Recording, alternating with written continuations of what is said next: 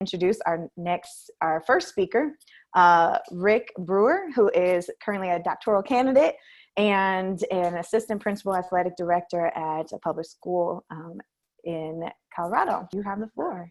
Go ahead. All right, sweet. Thank you all for having me. Just want to thank Lisa, Betsy, and Annalise for putting such an awesome program together, and the rest of the team at Greater Education Colorado.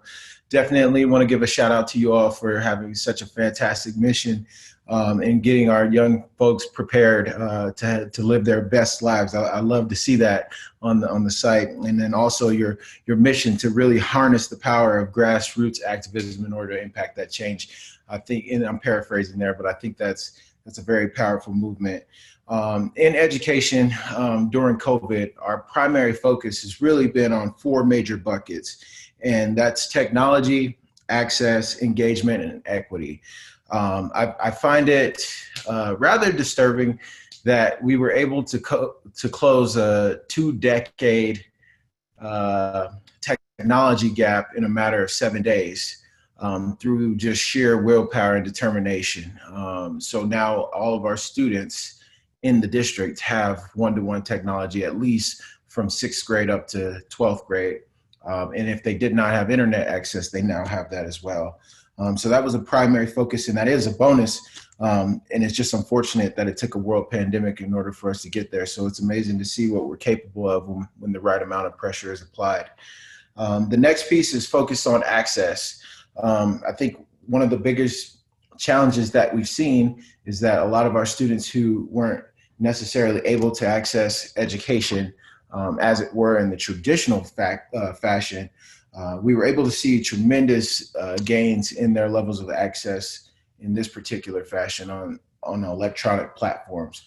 So our primary focus was making sure that our students had ease of access in these platforms. We primarily focused on using the Schoology app. Some schools used various apps, but this particular app showed us that our students were able to log in and engage. Engagement was the next piece.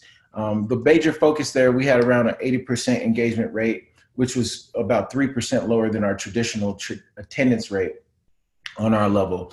But we were able to see a big increase in the number of celebrations for our students. And one of the next pieces that was really concerning around this was, how are we going to serve our students with diverse needs and mental health needs as well?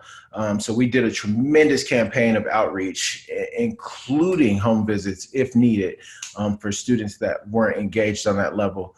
And then we were able to come in contact and make visits with 100% of our students. The last piece and the final piece was equity, really focusing on closing the gap for marginalized populations. So a big fear is that a lot of the marginalized populations that weren't able to access education in the first place, was that gap pressed forward. And that's one thing that we will not know.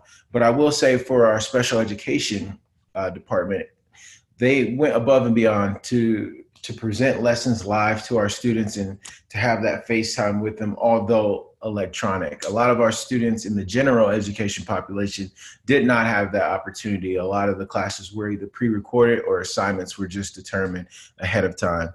So just moving forward, I think a big concern for us in K-12 education is going to be funding.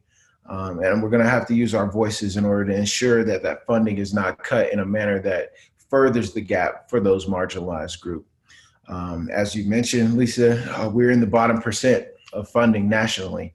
And so this is going to be an uphill battle for us, I believe, particularly now that we have what I would call an excuse to continue to marginalize those populations. So it's going to be up to us and the people with those voices in order to help move the needle in funding for our at-risk populations. And I hope I didn't take too much time. So thank you.